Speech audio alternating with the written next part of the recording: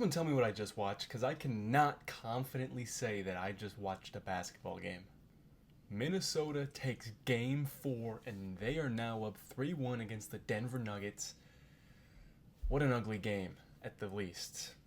Like, I, I don't even want to say this was a good defensive game because it really wasn't. The Nuggets offensively were, horrible. They were missing open shots, taking terrible shots. Sure, I won't say the Timberwolves defense was bad. They definitely played well, forced those tough shots, but the Nuggets were also shooting themselves in the foot at times. And as a fan of the Nuggets, or as a player on the Nuggets, or as someone associated to the Nuggets, there's not much you can do other than just hope this team plays better in Game 5 than they have in the last 4 games. They have played way below what they're capable of. This was the hottest team, one of the hottest teams, either this team or Atlanta, going into the playoffs. And this is a completely different team. They turn the ball over way more. They hit less threes. They hit less shots in general. And they just play with less effort. Let's not forget, DiVincenzo and Anthony Edwards both went down tonight in a game where, as the Nuggets, your backs are against the wall. You do not want to go down 3-1. But you play like this is just another game. I didn't see any desperation or any we need this shot right now. They were just kind of settling, going through the motions. And, of course, the Nuggets are probably the one team in the NBA that could consistently come back from 3-1 leads. We've seen it quite a bit. They've overcame a lot of adversity in the last 5 years or so. But as of right now, I don't see that happening. Hell, Rudy Gobert shot a 3 tonight. Rudy Gobert!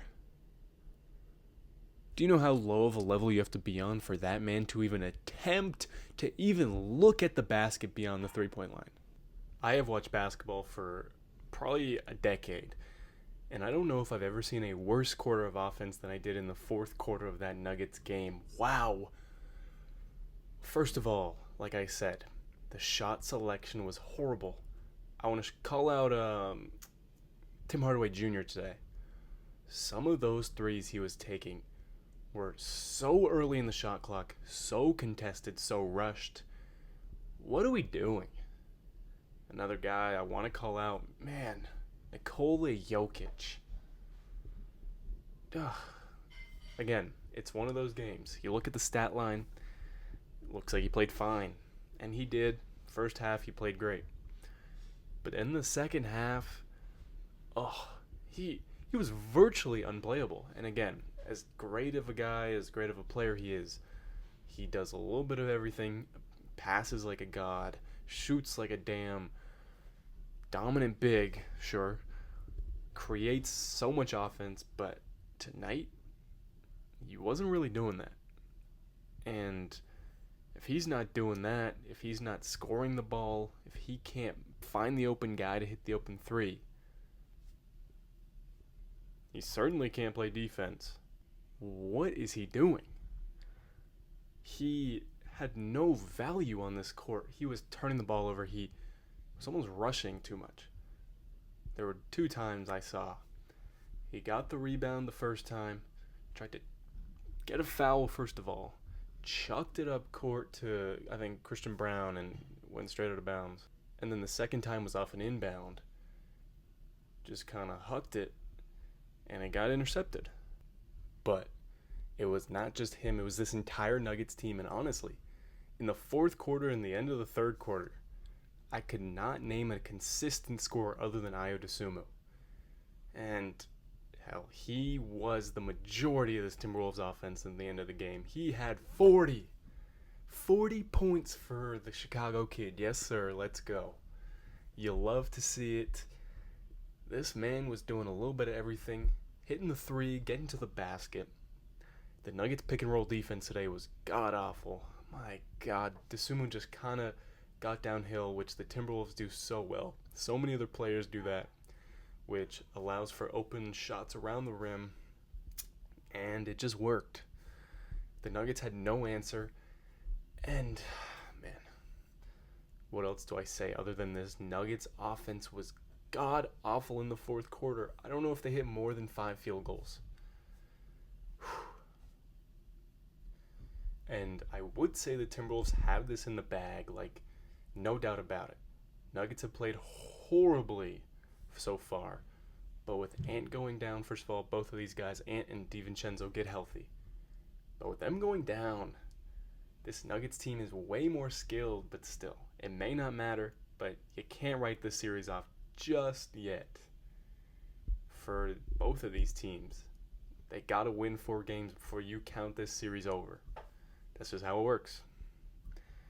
And, man, Game 5, with the Nuggets' backs against the wall, facing elimination, they're going to come ready, I guarantee it. I don't know. It shocks me that they played 4 bad games to play a 5th. I guess it's definitely possible. But at home, too, I don't know. Shout out to Rudy Gobert, though. That dude defensively has done such a good job at shutting Jokic down. His percentages, his efficiency have been plummeting because of this man, Rudy Gobert. And that's his job. He does not need to do a thing offensively.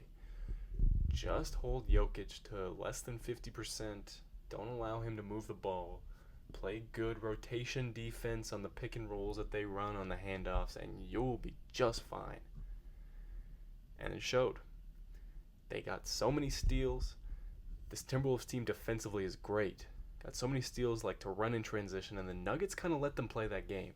And as a team that likes to slow it down versus a team that likes to run, 99% of the time, the team that plays to the other team's level is going to lose.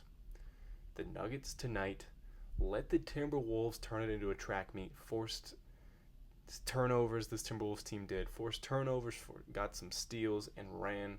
Got so many layups. There was like a time where they got back-to-back turnovers, and it's like, just take care of the ball. One more thing I forgot to say. The offensive rebounding on the Nuggets side, I don't know the exact number that they gave up to the Timberwolves, but how many times are the Nuggets going to not box out before they learn that this Timberwolves team is going to score if you don't get the defensive rebound? Man, Nikola Jokic let Rudy Gobert get the offensive rebound too many times because he didn't feel like boxing out, because he didn't feel like giving that extra effort. It was right there. He just kind of had to make some contact before he went up and got it. Yeah. But just still, the ball would bounce out to like the elbow or the 3-point line, and nobody would box out. They're all ball watching, and they would just let them get the rebound. That happened way too many times, and that's certainly not going to win you games. That's a perfect recipe to lose in the playoffs. You got to be able to rebound, especially on the defensive side of the ball. And that was not good enough tonight. But regardless, Timberwolves get a great win. And it's unfortunate that probably both of Ant and Dante will be out for at least the remainder of the series. We know DiVincenzo will be out with a torn Achilles for probably at least a year. So, like I said, get healthy. Ant, that did not look good one bit. I cannot comfortably say that he will be back soon. I have no idea, but did not look good. That's all I'll say. Other games today, Knicks blow out the Hawks, and man, this Knicks team finally got contributions from a little bit of everyone. They shut down CJ McCollum, did their thing offensively, got everyone involved, played efficiently, got out and running sometimes, and they won by 20 in a must-win game. The Thunder beat the Suns, not much to say. Considering the skill gap in this series, the Thunder kept it close. The Suns kept it close. And shout out to Dillon Brooks. He's getting his 30, playing good defense. What more can you ask for? Let's just see if the Suns can win a game. And then we got Pistons Magic. Magic take game 3 and are now up 2-1 on the series. Are we going to get an 8 seed? Man, this Pistons team, it's the offense. Nothing more about it. Defensively, one of, if not the best team in the playoffs. Maybe the. Like, you got so many guys defensively who dig down and love to guard. But offensively, there's just no second option. A guy I think would be perfect for this Pistons team, CJ McCollum. And yeah, he's been playing good, but even just what he's been doing in the regular season, he would be such a reliable option for this Pistons team. Just a guy like that who can get 20 if you need him to. He won't always, but if you need him to, he will come through. They need a guy like that.